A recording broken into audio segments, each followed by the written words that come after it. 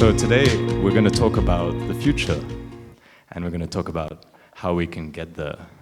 Now, no one has all of the keys to the future, but I think that the best we can do is to try our best to think of the best solutions that most elegantly help us get there in the most harmonious and peaceful way. And I hope that today we can discuss some of those means and all have more hope and pragmatic ways that we learn to reach this future.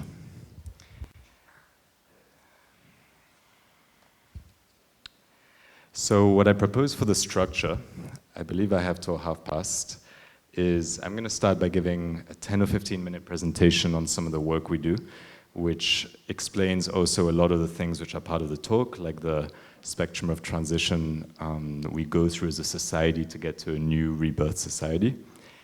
And then after that, we can paint the picture a little bit more of what this future looks like, and we can get in a Q&A flow, brainstorming to co-sense make how we can get there even more beautifully. Does that work with everyone? Okay. So the project is called Project Helix, and it's an approach for how we can transition to a society of integrity. Now, what's a society of integrity? In the way we define it, is it's a society that ensures the health and thriving of all of life, where all life can be healthy and thriving.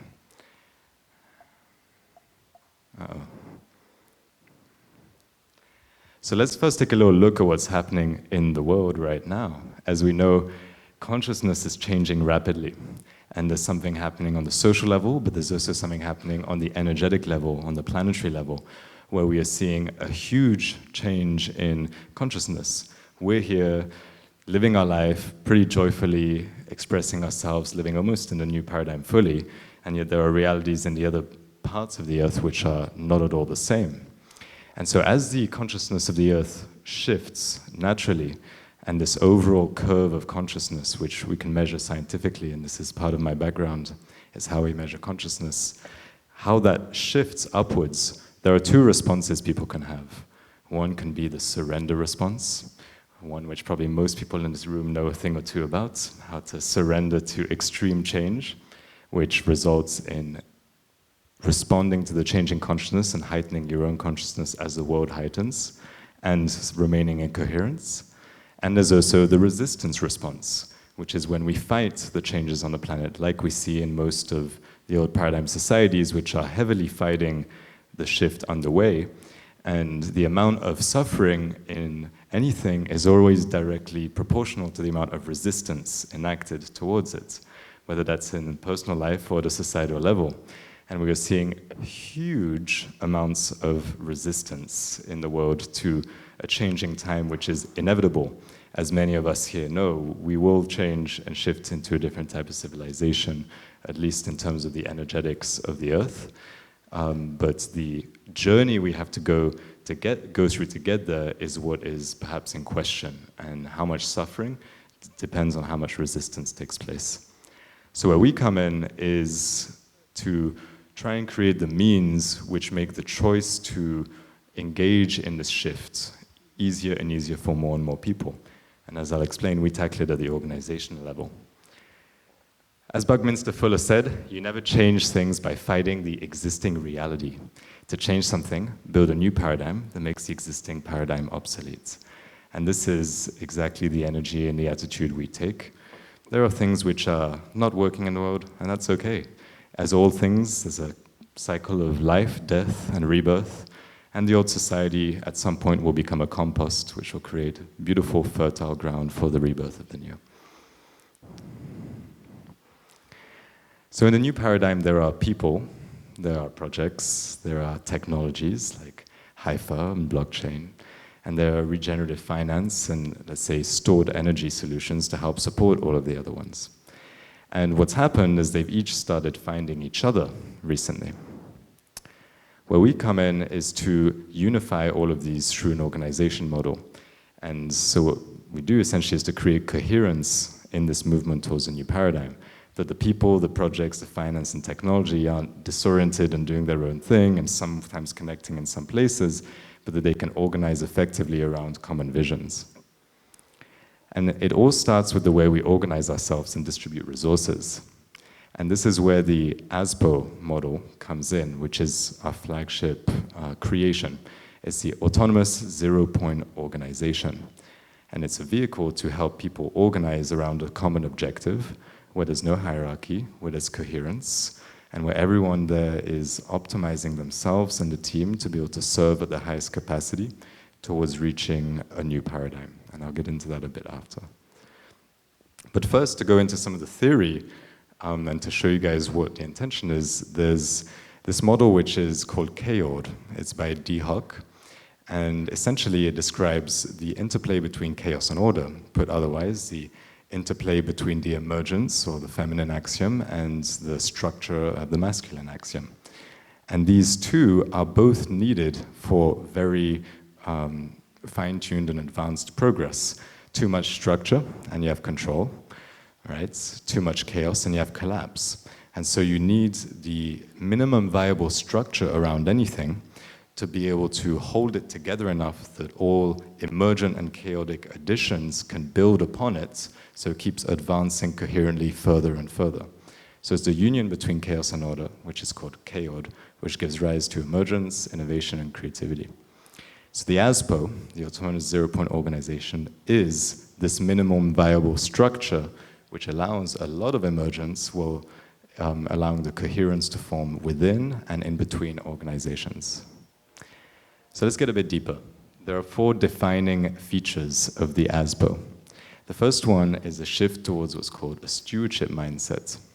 Now, the current or previous paradigm, which is fading, is based on ownership. And a lot of the dysfunctions in society have emerged from a society which seek to control, whether it was land, and then land became controlling women in society often, and then the private ownership of assets would all emerge from this concept that you can control and own something, and created an incredible amount of dysfunction in the previous society. Now we're ready for something new. And this is what's called stewardship. The difference is that when you steward something, you still get to look after it, like a parent stewards a child. A child is never owned by a parent, at least, let's say, in evolved societies. And then once that child is able to take care of itself, it can go off into the world and explore, and it's now has its own stewardship that is developed as its own sovereign being. So in the Asbo model, every single organization is not owned by any single person, but is looked after by everyone who aligns with that vision. And if someone doesn't align with that vision, or the vision changes, or for whatever reason there's incoherence, then they can leave the organization and join another ASPO, which does align with them. Because we're no longer founding ourselves on an assumption of scarcity, of not having enough and having to control. And we're now in a paradigm of abundance, and we can all find our deepest joy and our deepest passion and our greatest way to express our gifts to the world. And this creates health and thriving in society, because it makes resources mobile, it makes people mobile, and it allows things to organize in a manner that's based on love and care, and not based on control and shadow. The next pillar is decentralized governance with collective decision-making. I won't go into this one too much today, but we have a whole process for how we can make decisions coherently in a group. We don't really use voting unless you consider consensus a type of voting where you have to have 100% to go forward, but we use a process to reach coherence where everyone who's working together has agreed to everything that they're working together on. And so they move together as a stronger and stronger unit of specialization in what they're doing. And if that's not the specialization you want, don't try and change the organization, start another one, or go to another organization that's specializing in something else. And all of these organizations interconnect, which is this next point, number 3, is that all ASPOs are interconnected between themselves. Every single organization treats the other one as you would treat an internal department of your same organization. So there's an ASPO over here that is doing marketing, and an ASPO over here that is doing branding, or one doing accounting, let's say. Then the one that's doing accounting that needs branding done isn't going to get charged the for-profit public rate for it. They're going to get charged the exact amount of energy it takes to create that good or service, which is as if they were in the same organization, except that they're able to, so that they're based on this principle of co-creation and working together towards a common objective.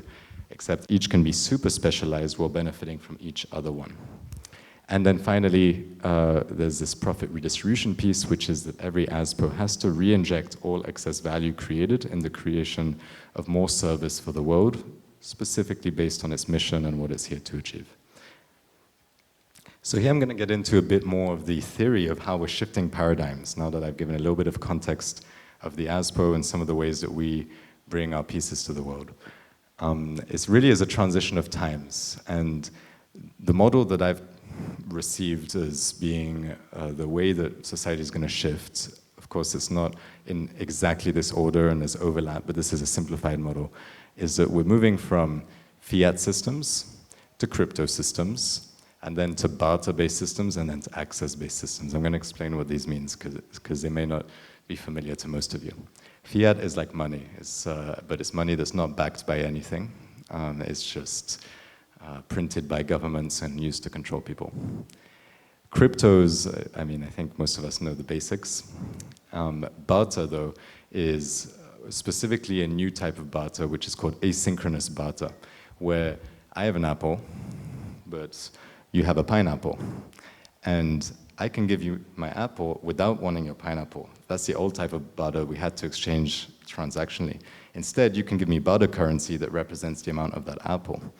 And then I have that barter currency, and I can use that currency to get mango from someone else, because I wanted a mango, and give them that currency. So you get the exact same benefits of money, except you can't buy barter currency with money, and you can only get it from giving resources. So it's a slight transition. I'll explain this more in a second.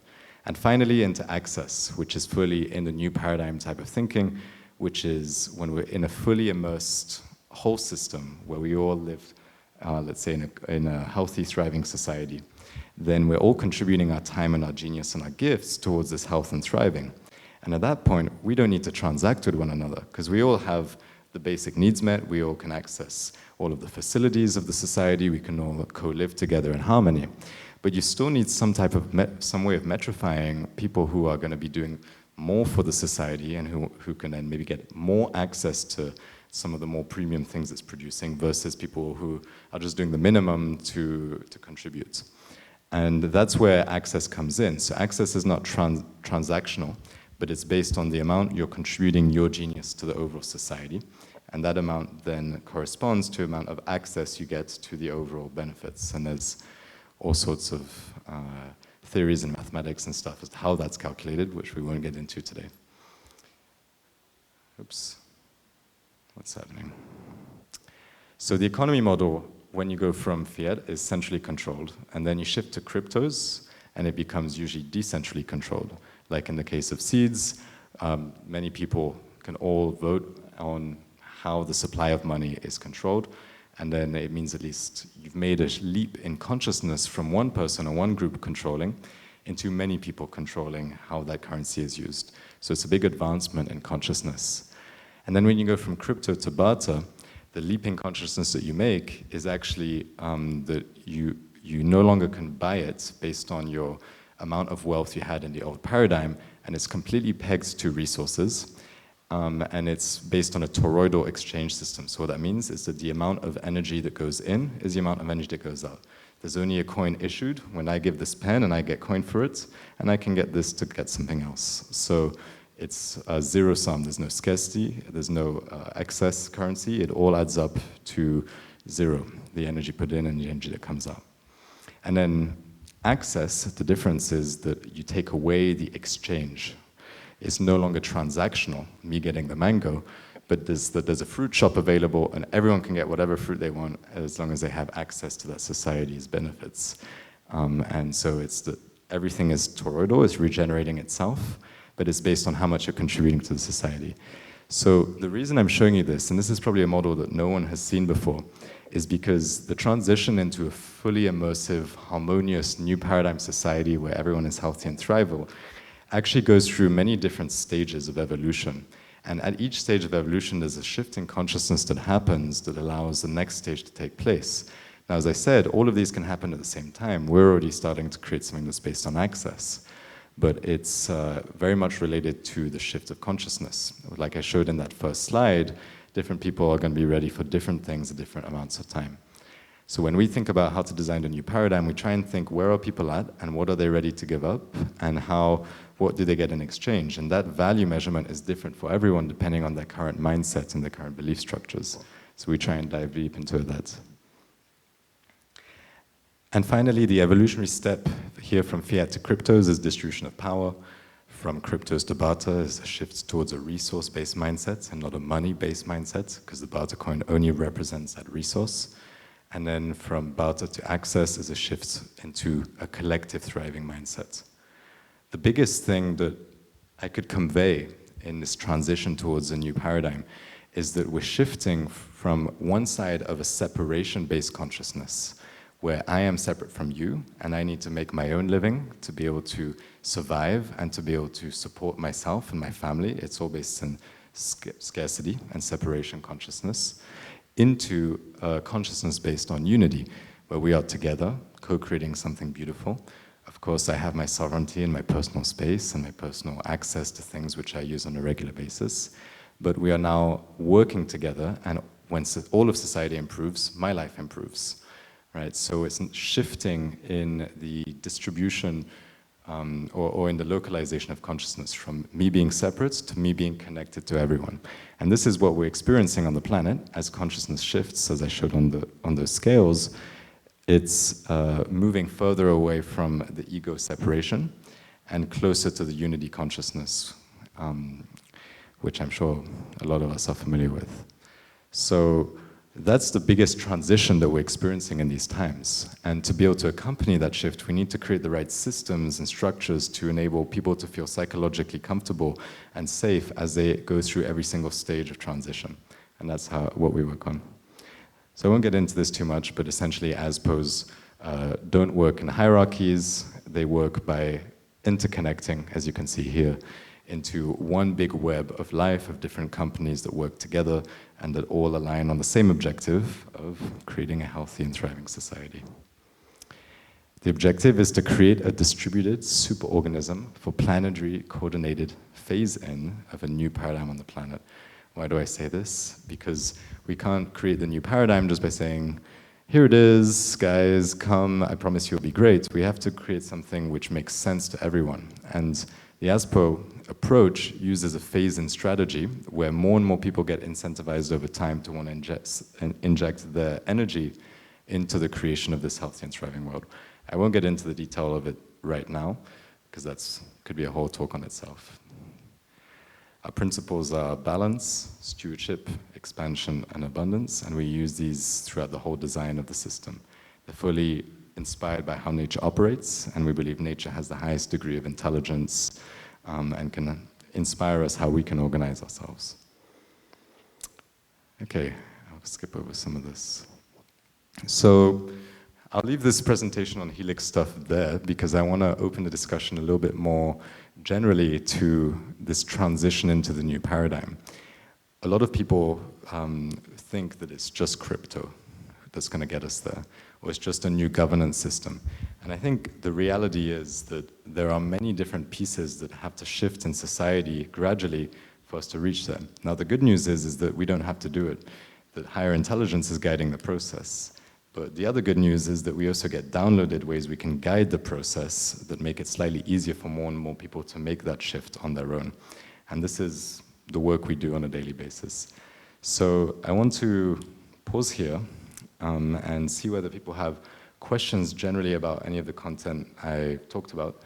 And then if those finish, we can also then go into co-sharing and co-painting what we think a new type of society would look like in the first place once we do get to that resource sharing, whole system, new paradigm environment where everyone can be healthy, thriving, connected, and creating in unity the type of society that we know is possible.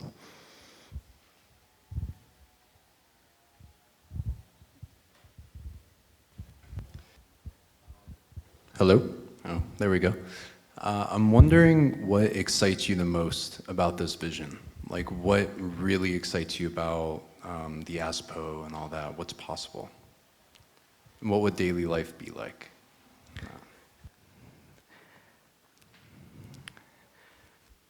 What excites me the most about this new paradigm society that's forming is that I know I would feel fully liberated to explore my curiosity in any given moment.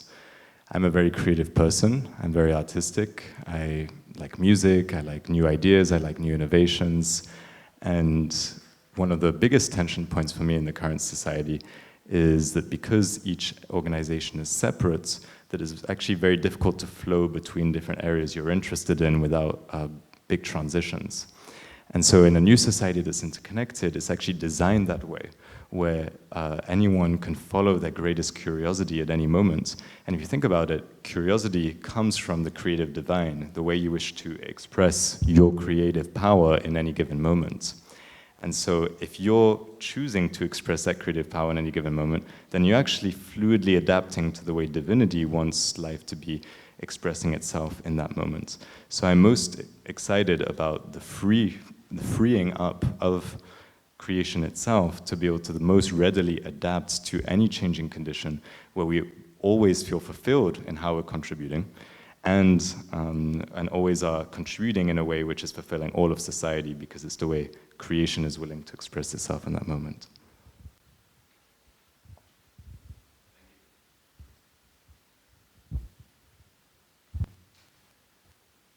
Okay, this question is going to seem really weird, I think, but the old system that we're coming out of was based on the money slavery system, Babylonian money slavery system, a lot of sex trafficking, dark. Some of you have probably heard about a lot of the dark stuff. We have had these levels of consciousness where we've had this trauma, this sexual trauma, I've been studying it, and so I'm looking at well, what is it going to look like? How do we, if the old consciousness was coming from this root chakra, slavery, darkness, what does the new consciousness look like that we haven't created yet that incorporates sacred sexuality? If the old paradigm was very much dissociation and harming the children, harming ourselves in the process, what's it how are you incorporating, because the old paradigm was separating sexuality, separating our chakras. Are you incorporating the sacred sexuality and sacred union into the new paradigm? Have you thought about that yet? It's an excellent question. So there's two parts to that. There's what does a new paradigm look like in terms of its consciousness and what's created, and how is sacred sexuality related to that? So to zoom in a little bit on consciousness, right? These are what's called the scales of consciousness. Excellent works. If you guys don't know them, I highly recommend you learning about this. So a lot of the things you just mentioned of the old paradigms that are extremely disturbing, let's say, are based in consciousnesses of here and below usually. For the perpetrator, anger is usually the highest they can go to be able to perpetrate in that type of way. It's usually based in some type of ego desire, or sometimes it could be pride. And for the receiver, it's usually around guilt or shame and extremely low vibrations that creates that type of unhealthy receiver-giver dynamic, whether it's in a relationship or in some underground operation happening, which we don't need to get into. And so as consciousness expands, what's already happening is naturally things which are down here are less and less in resonance with the overall planet. And so already what's happening, and I don't want to get into any deep state type of discussions, but already what's happening is a lot of that's getting cleaned up, because literally it can't be in resonance anymore with where the planet is. And so the physical enactment of that cleanup is a direct manifestation of the energetic incongruence with the ability for that thing to be around. So the physical layer typically follows the energetic layer's coherence or incoherence. And then someone gets magnetized, or some group of people get magnetized or manifested to act in a way to resolve that incoherence, so that the whole society remains at a certain consciousness. And so this is happening anyway. The increase is happening. So naturally, a lot of the things which are the hazards of the old society are getting phased out. And that's just going to happen one way or another. Some people, as they're calling to be on those teams of people which are phasing them out, but they're the ones which are just being magnetized to solve the incoherence. So we can look at it at this meta perspective of how consciousness shifts. So in the new paradigm, the type of energy we're entering into as a whole society is somewhere up here, actually. Definitely above acceptance and into the realm of love and connection and joy and creativity. At least that full transition point where we said everyone can express their greatest joy, their greatest creativity, is this type of area up here, joy, and even peace and enlightenment eventually for some people too.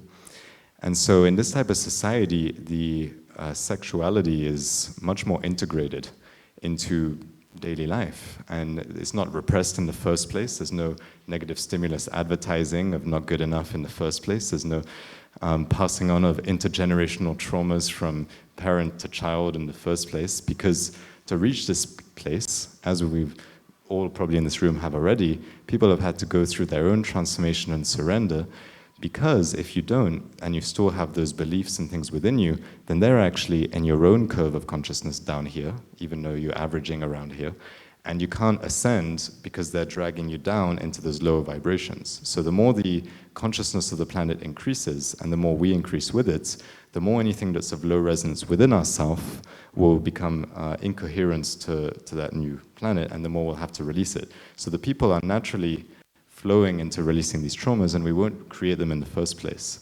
So my answer is not really pragmatic as to how in our systems we're incorporating it. It's more speaking to the way that consciousness itself evolves and grows. I could talk a tiny bit about how I envisioned it in a new society. There is openness and to speak about all sorts of things which someone may be experiencing. One of the big issues with any let's say, act of violence is that it's coming from a place of disintegration, of not being integrated, and from a place of not being able to express it in some way.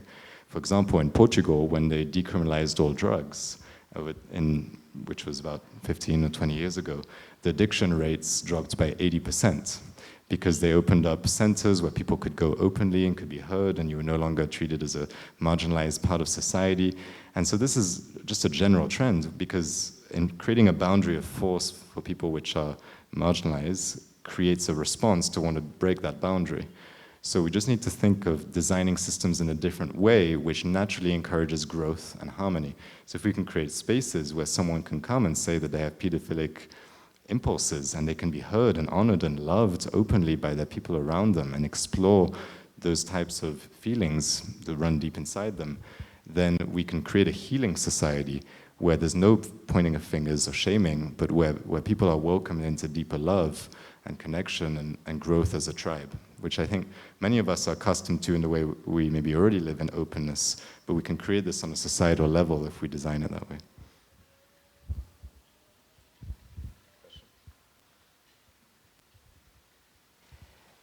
Thanks, Oliver. I know quite a few of us are interested in buying land in Indonesia, maybe in Bali, building light cities.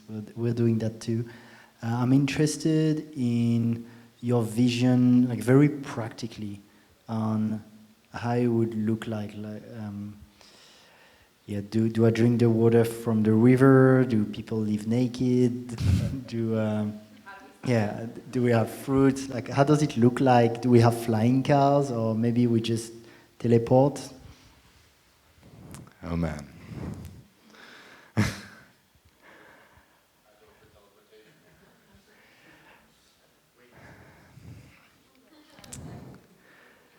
There's so much I could share here. It's kind of hard to know where to start. Personally, I believe that there's, at the same time, a trend towards the increase in our natural psychic abilities happening, and which comes with the decrease in density of the planet as the veils lift, and a lot of our physiology and DNA and anatomy is changing, which is also allowing a lot of different parts of us to come online. So that's one whole trend that's happening, where already today we're seeing some people levitate, and like in Indonesia, this is no joke, already today we're seeing people who aren't eating any food and healthy and thriving. and people channeling and communicating telepathically, and that's only going to continue increasing. The cases that we see of that today are people who have a level of proficiency or development that's advanced enough that they're already in resonance and that they can already pierce through the density. So as the density continues to lift, everyone who has gifts, which is everyone, is going to have access to them. And those advanced ones will still have access to them, just even more. So I think there's a huge impulse in that direction in the way the planet is shifting. So to answer that question, I do believe I will be flying in my life at some point. I'm not sure yet whether it involves the manifestation of my etheric wings, like Isis did, or whether it involves or whether it involves teleportation or tuning in my consciousness to another zone and materializing there. I'm not sure. I'm open to how that manifests, but I'm very excited for it. On the other hand, another big trend that's happening is the technological increase. And I think more and more technology and spirit are going to merge. And this is what we see when we study some other enlightened civilizations, which we won't get into too much either today. Yeah, just if I can pause you there. So maybe then I got sidetracked on the levitation. I think it was super interesting, but to make it more practical, let's say, if in 2 years or in 3 years I live in a light city we've been building in Bali, how does it look like? How do we live? What Sure. technologies are there? I'll get to that.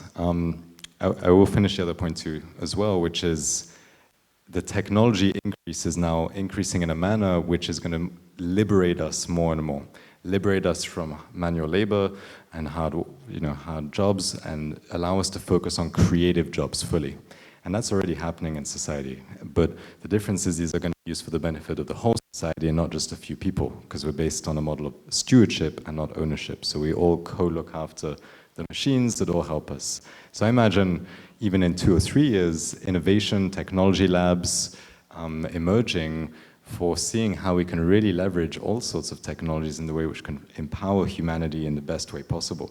Where the number one quest is, how can we be in greater health and thriving?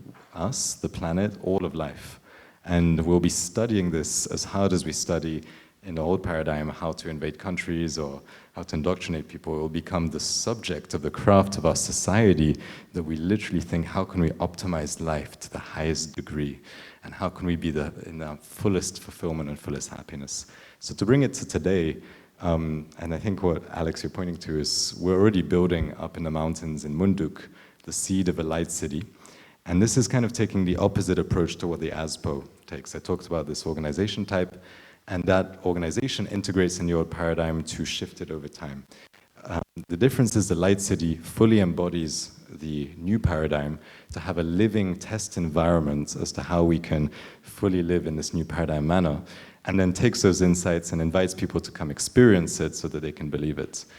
And I think in that society we'll be living in sacred geometric bioceramic houses, which are fully conducive of the natural energy of the earth and make us feel mega energized and in tune with ourselves always, just from living in those types of architectural environments. We'll be living in society where there's a natural culture around growth and leaning into tensions within ourselves. And so anyone you see will be radiating with positivity and joy, and anytime you're struggling or have something, everyone will instantly be there to support you in the way that you're willing to receive. And if you're not willing to receive, then there'll be other people with greater mastery which will in some way help you to gain coherence within yourself. And I think that's 2 aspects of it. We'll be living with distributed governance systems. There'll be no leaders or hierarchy, and there'll be self-organization systems such as the Asbo on various scales, connecting all of us around purpose. We'll be focusing our time on the creation of things which bring us joy and which bring love and harmony to the world. We'll be eating food, if we're still eating food by then, which in 2 or 3 years probably we will, but maybe in 10 or 15, I'm not so sure. We'll be eating food that is grown in harmony with the environment also, that is fully energized, that grows faster using quantum technologies and bioresonance-based technologies that then make it last 6 times longer in your pantry, which these technologies already exist on the planet. We're in touch with quite a few of these new paradigm technologies, and what we see time and time again is that when you try and integrate a new paradigm technology which brings abundance and total giving to the world, and you try and bring that to an old paradigm society, it actually stops working. And the reason usually tends to be because if it's used for extractive purposes, then there's an energetic incongruence with the basis of why that technology was created in the first place, and then it actually stops functioning. And so in the new paradigm, all of these technologies that are already developed by amazing, brilliant, visionary minds around the world, which haven't been able to enact them in part because of that, and in part because people get targeted by the old system if they do enact these, they'll all be able to get used. So even in 2 or 3 years' time, as soon as we have the minimum, let's say, protection, which will mostly be energetic to prevent old paradigm influences, then we'll be able to activate a lot of these extremely evolutionary technologies and literally experience incredible amounts of abundance with very little effort, from growing food to healing and miraculous ways to energy production for practically no cost. I mean, I can't really get into all of it today, but there is a whole library of new paradigm technologies waiting for the environment where they can be used in.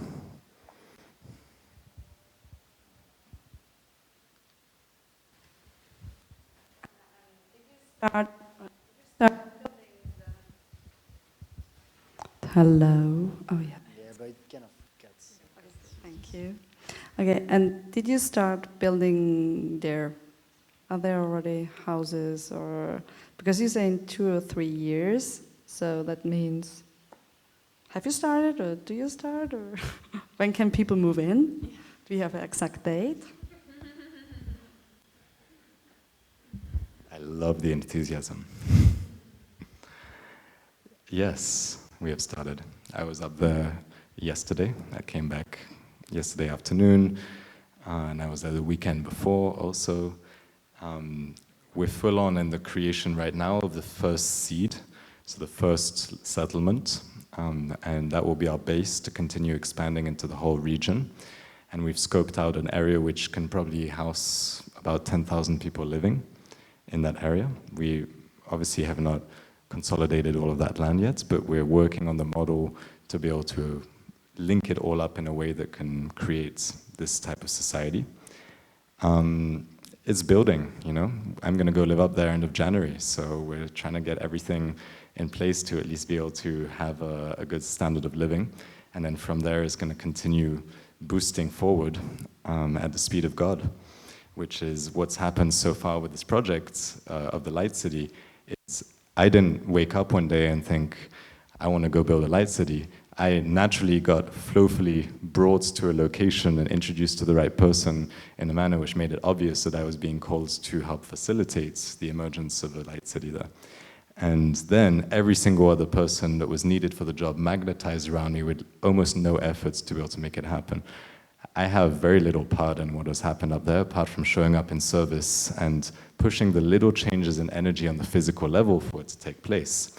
And so when we start leading and living our life based in surrender and based in acceptance and based in just showing up in service, then it no longer advances at the speed of our own ego and the speed of our own ability to produce, but it advances at the speed of God and the speed of consciousness, which is infinitely more intelligent in its ability to find the exact pieces that you need at any moment to make it happen. So we say 2 or 3 years. Who knows? Could be quicker, could be longer. We're just in trust and surrender, and it's beautiful to see what's already happened in 3 months. From 3 months ago, there was no land purchased, no land even visited in that on the piece we eventually consolidated, and now there's, you know, kitchen, main area, living spaces being built, infrastructure going in 3 months, right? So who's to say? But I have faith, and that's what matters.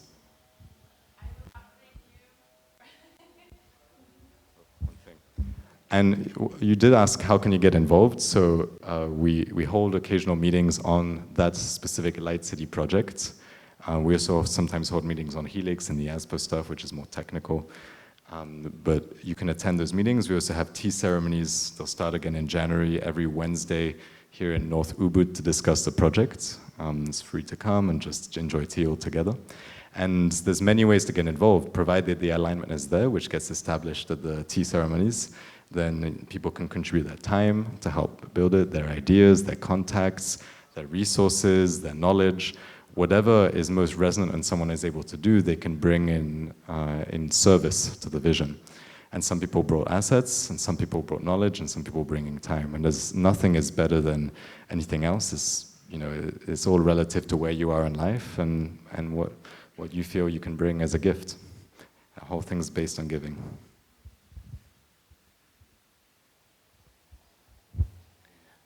I'll add one thing also that I think is amazing with this project is we're not specifically looking at a huge land and just buying everything. We're also weaving it with the local culture and with the locals there. It's a very good point, yeah.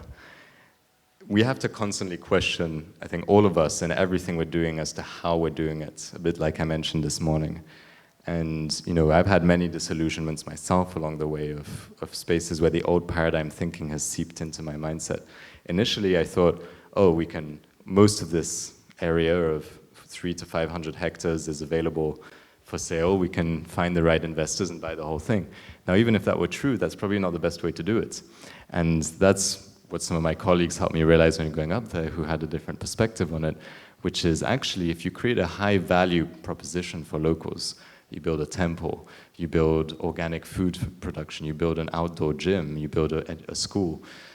For them, that's already an upgrade in lifestyle by 300% to be able to access those things. And so if you create the right system where they can access those things, but the exchange is that they then partake in the new economy, then you can actually create some arrangements where the assets they steward, which is for mostly land and not much housing, get integrated in the vision of the whole society, where they get a home in the whole society and get to be the people which are accessing the abundance that the whole society is producing without ever having to buy their land, without ever having to even pay tax when you buy land, and all based on agreement and alignment with people. Now, we would do it now, but it does take a bit of see it to believe it, especially with people who have lived their whole life a certain way. But so far what we've seen is that the Balinese culture amongst any are some of the most open-minded to adapt to things which will bring them closer to God and closer to themselves. And so we're very optimistic to be able to fulfill that.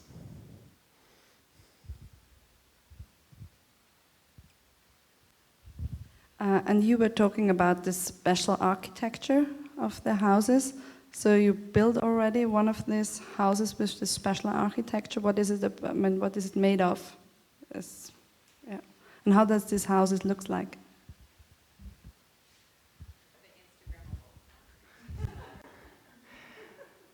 There's a lot here. So our approach is to build gradually. Right now we haven't built those ones. We're building temporary housing solutions like glamping and teepees and things like that, just to be able to get up there.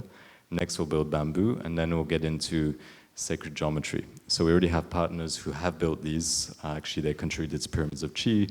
They're US-based, and they built and designed some of the most amazing sacred geometry buildings in the world, from scales of a house to a pyramid the size of the pyramid in Mexico, which is 150 meters long type of thing. So the way it works, those types of architectures is usually with a steel frame that's connected with movable rubber pieces, which makes it very earthquake resistant because it can all move. And then between the frame are panels of what's called bioceramic materials. So bioceramics are natural organic materials that are usually a salt, something like, I forgot the exact formula of it, but it's a salt-based material that's very high insulation, lasts about 300 years, so it's very durable. And most importantly, because it's a salt, it conducts the energy of the earth. So the whole house is energized by the earth beneath it. So just as a lot of us here focused on new paradigm technology in the realm of blockchain or governance, in our case, there are others which have been creating new paradigm building solutions for 25 years that are now ready to hit the market. And this is what consciousness has done, is many of us have incarnated all around the world to create the most incredible solutions, which none of us could have imagined on our own, but all co-created and are now ready to come together. So that's a little bit about that housing type. Then it's like creating some pyramids, some domes, some hexagons. There's all sorts of things you can try. And our intention with this project is actually to try it all, to keep the teepees up once those are up, to keep the bamboo up, and then to find all the people who are doing these types of buildings and order one of each and try them all and see like how that feels and how that looks. And doing that will only take up probably less than 10% of the whole city area anyway. And then we'll have all the information we need to decide how we want to do the next 90%. And the last thing I'll say is that we try and make it as localized as possible. Currently, those bioceramics are imported from different countries, and we're trying to see how we can set up supply chains here in Indonesia with local partners. Now, as you can tell, this is a hell of a job to coordinate all of these different pieces. And so if anyone here or anyone watching has time to contribute, resource to contribute, or wants to be part of this vision, we need a legion of light workers to be getting this stuff together. And right now it's a few people sleeping a little too little, getting as much as we can done.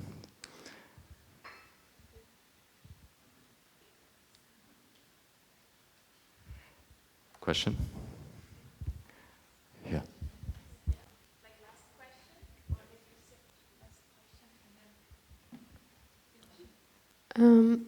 I was curious about this Asbo and maybe some more practical kind of. I'm really resonating with the gradual unfolding, and I would love to hear some more practical things and how you see that, what's happening now, what's unfolding for the next, in the next years. Great question. How much time do I have? 5? Okay, let's see what we get to. So I'll talk a tiny bit more about how the Asbo can phase out the old system and phase in the new system, and then I'll get into what we're working on currently to make it a reality. So one of the mechanisms I mentioned in the Asbo is the profit redistribution principle. Originally, Asbo was Autonomous Zero Profit Organization before it became the Autonomous Zero Point Organization. And the way it works is that all excess revenue that the organization is generating by agreements and law of that organization has to be re-injected into creating more value. So there's 2 ways in which an organization can do that, or well, there's infinite ways, but there's 2 sides to the polarity that an organization can choose then where they position in that polarity. On one side, it's to re-inject all of that excess value into the community, into, okay, now say it's a supermarket Asbo. Well, maybe they have free water programs or food programs for homeless people or education programs for growing food. That would be one approach that's more, let's say, philanthropic in its intention. The opposite side of the spectrum is re-injecting all of the excess profits into the price. So it means that you actually lower the price of what you're selling in order to make it more accessible to more people. Now, something which is important to mention is that every single Asbo can only sell things which are in integrity with the planet, whether it's a good or service. So in the case of food, it would have to be organic food, and we should have to meet a minimum criteria of being regenerative, or at least neutral for the planet and not destroying it. So what happens over time is that the price of producing that food drops lower and lower and lower. Now, if you think of it just as one supermarket, it's going to be hard to imagine that. But as I mentioned a bit earlier in this different point, and in the way that Asbos organize all together, because every Asbo is on the same team operating towards the same vision of unfolding a healthy and thriving world, the supermarket Asbo is now working with the supply chain Asbo, that's now working with the various farming Asbos, that are all working with the seed bank Asbos, and all of them together operating like the same team. So it's not just a supermarket that can drop its price, but over time, all of the price of producing goods and services that are healthy for the planet drop closer and closer and closer to zero, to the point where the only cost involved is the cost of paying people. And when you end up living in communities and transitioning into a system either based on barter or access, then you don't need to pay people anymore because everyone lives in an integrated whole system with housing made available for everyone. And so over time, you end up to a place where the cost of production is zero because everything has been re-injected into creating more resources, and all excess goes up the supply chain and creates more and more ability for more and more organic food to be sold in more and more supermarkets.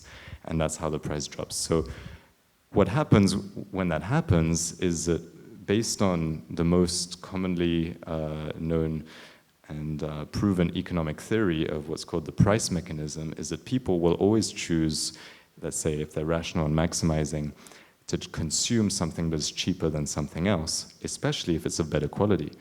I can very much doubt that any Ubudian would decide to go to Bintang to buy something if they could buy it for a third of the price, organic, based in permaculture, in a different place. No one would do it. Everyone would just go to the different place. That's just natural human incentive. So the ASPO over time interconnects with every single other ASPO in a distributed network of organizations aligning on the same intention to be able to create that situation where you can go buy something at a third of the price.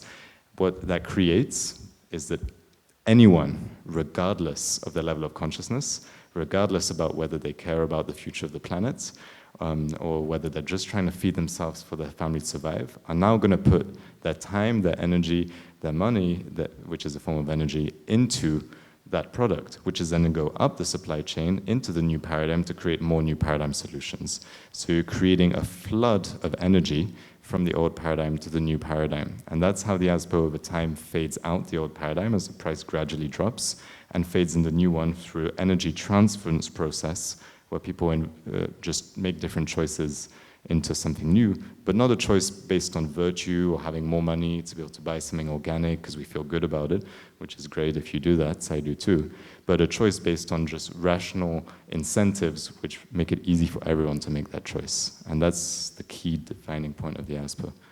Now I'll take 20 seconds just to say that where we're at now is we're creating all the frameworks to be able to make the process of becoming an ASPO as easy and scalable as possible.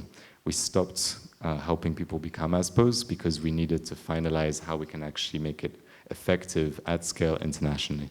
So we're working on creating education kits and things like that, which make it easier and easier for people to become them and plug into a whole network that interoperates together.